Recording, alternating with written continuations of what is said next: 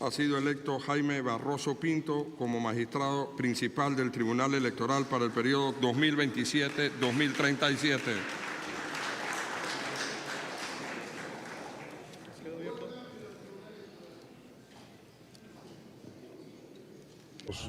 Jaime Barroso y Gilberto Estrada. La responsabilidad de las reformas electorales...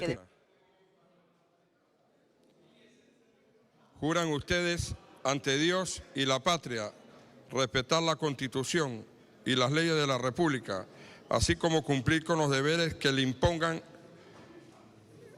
los cargos de magistrado principal y magistrado suplente del Tribunal Electoral? Si así lo hiciesen, que Dios y la patria os lo premien, y si no, os lo demanden. Felicidades. Gracias. Bueno, vamos a hacer una foto de eso.